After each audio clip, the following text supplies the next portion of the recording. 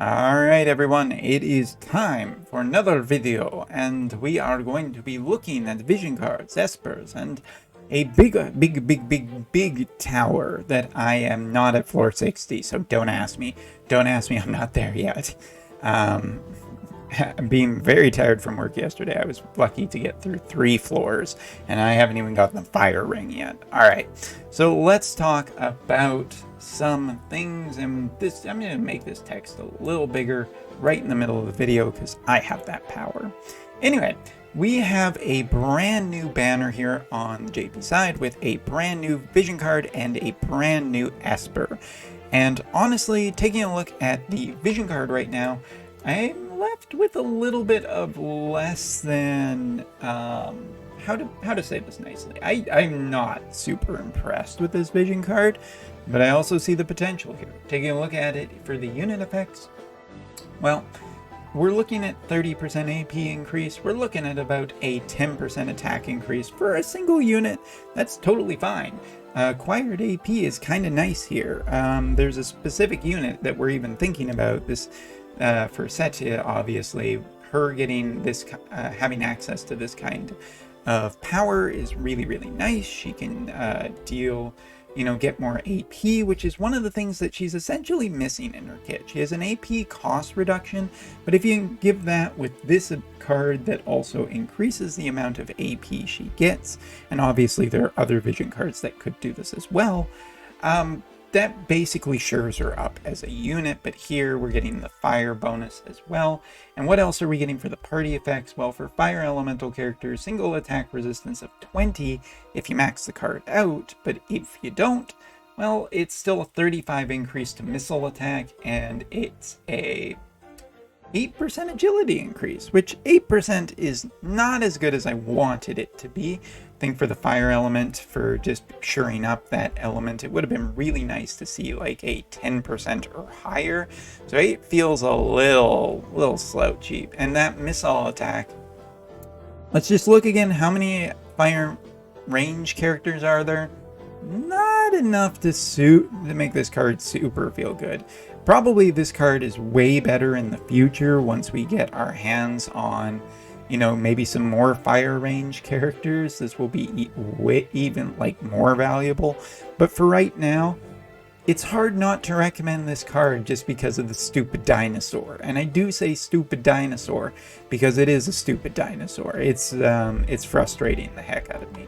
Oh, sorry, I should also mention for the vision card, 332 HP, 20 AP, and 140 attack. Nice stats on the card, really.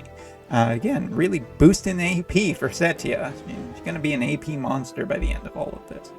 Alright, but looking at this esper, first of all, about 1300 HP, about 116 attack, and 17 agility. This esper is pretty damn nice statted overall.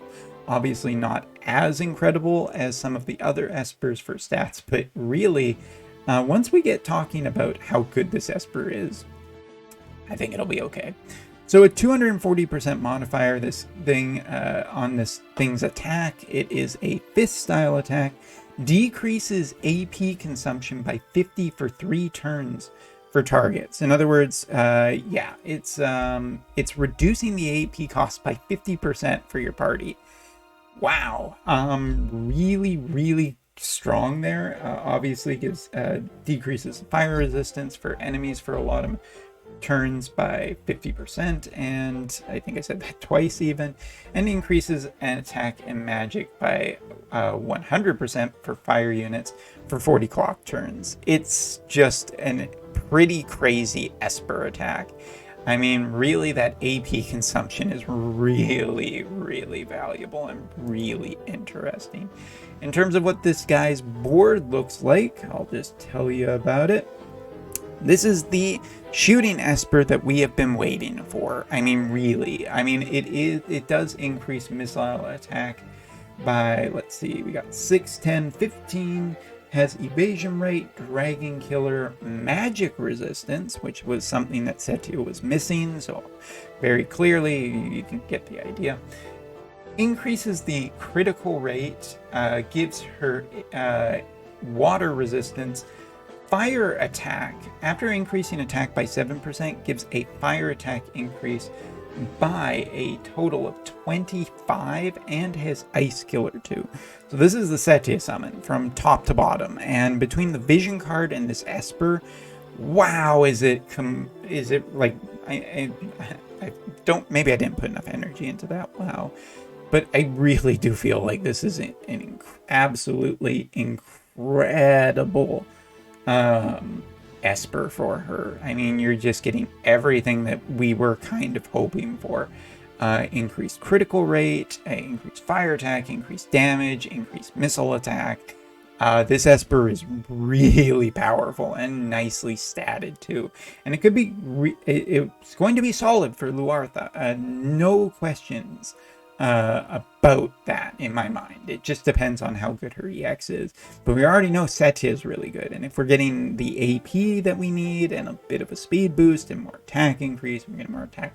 This Esper, yeah, wow, this Esper is totally worth getting for Setia people. Definitely need to save up for this, because this is like last month when I took a look at the floating eyeball. I basically thought to myself, yeah, this Esper is really good, but you know, there's still arguments for different Espers. There is no argument here. This is Setia's Esper. This is the best thing for her by a country mile. It's just so good. And yeah, if you're at all interested in Setia, get this damn summon, because it is a shoo-in. Not even necessarily build the Vision card, but you need the Esper for her. Because wow, it's a you are shooting summon. Give us more of these, please. Alright, so we've talked about that. We've talked about that Vision card. But there is another Esper who's also getting an upgrade, and I'm done singing the praises of a big frickin' dinosaur. Littlefoot, we'll call him. Anyway, IGN, the big friendly Gundam, has gotten his 3-star ability, so what is he essentially getting more? Well, he's getting a big boost to lightning attack of 25. That is really considerably valuable. It's one of the things I think IGN was missing a lot before. Obviously, he was good with Slash, and now he's just a really solid Cloud summon. I mean, he's obviously good for other Thunder characters. You know, Orlandu, if he ever gets his EX. There you go. Shoutouts to the Orlandu people. Not to any other character people, because I'm mean. Anyway, and a critical boost too. Great upgrades for this summon. I don't really have any complaints. He's getting a poison, a little bit of poison resistance too. Not that you run into poison that often, but it is possible, and it makes sense for a giant Gundam. So yeah, we got Gundam and Littlefoot out of the way. Both are really nice looking Espers for their respective elements, but more so for their specific damage types as well.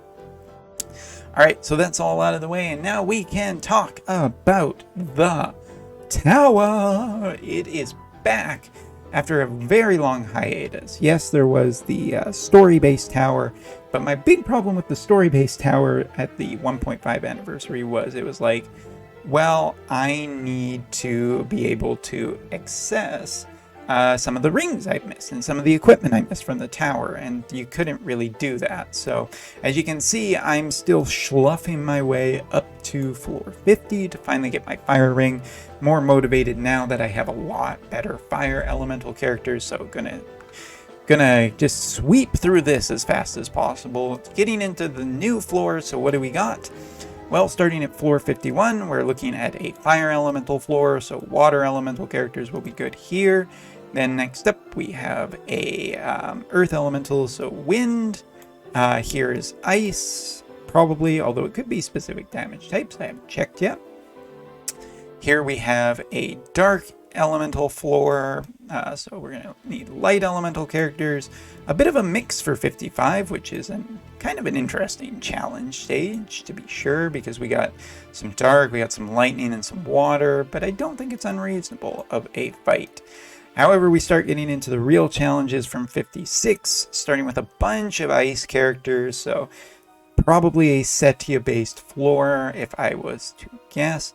57 is a lot more nasty. Just taking a look at this, we have a dragon, we have 2 carbuncles too, which could make magic really unreliable in this place against its enemies, but very much a dark base floor. Floor 58 is... Whoa, God, no. Make the memories go away.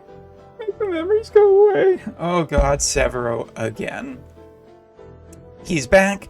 He's with a vengeance, and he's with more. This floor actively scares me. Even if it is the Thunder element, this is probably going to be very focused on Niv and Cloud and ranged characters, if I had to guess. But I had bad memories of Severo before, and this is triggering a lot of PTSD. Next up, Lightning Elemental floor. Taking a look at this, probably Oberon, if I had to guess. I mean, it could be... Earth element feels pretty strong and pretty tanky right now. So other than the Malboro with the status effects, I think this won't be too bad of a floor. And the last, but certainly not least, not talking about EXs at the moment because I don't have them unlocked, and I'll check and see if anybody's gotten to it yet. But floor 60, where you get the Earth Elemental Ring, you will be going up against full 99 characters. So at this point, I would say that we are in some serious shit here. And apparently my computer doesn't seem to like Altima, so we're just gonna get that right off the screen. I wonder if Altima's got some buggy code recently. Anyway, the Earth Elemental Ring, taking a look at it really quickly, obviously for Earth Elemental characters, gives lightning resistance at a +5 of 20%, Earth resistance increase by 15%, and a decrease in spirit by 10%. Not really super fussed about the fact that it's decreasing spirit, because it is given a good amount of elemental resistance. The Earth is curious. Why not wind? But, you know, complaints, right? HP by 346, attack by 80, defense by 6, and magic by 80. A nice piece of equipment for Earth Elemental characters, and hey, I'm an Oberon guy, so yeah, let's get this piece of equipment. But taking a look at what you're going to have to fight, this is by far the most difficult floor we've seen, and quite rightly so. 2 snakes means that there's going to be status effects. We also have a Lamia for charm. We have Zoo, which could be confusion. We could see these flans giving poison, bombs for explosive effects, and an ogre for rounding out the panel, I guess, and diversity. But yeah, Odin is the big one here, a non-elemental enemy, and that makes this some real serious shit, I think. I mean, you think about all the time about how these floors are so elemental focused, and this we really do have just quite the spread. So I'm very interested to see for some people what they figure out to be the best and most efficient team here. I'm assuming that it's probably the deer or something for the EX. It's definitely going to be one of those Brave Exvius bosses, but let me just see. You know what? In the middle of this video and to pad out runtime, I'll just bring it up on my phone because I really wasn't expecting my phone to go ape, or to my computer to go ape shit over Altima. Thanks a lot, Altima.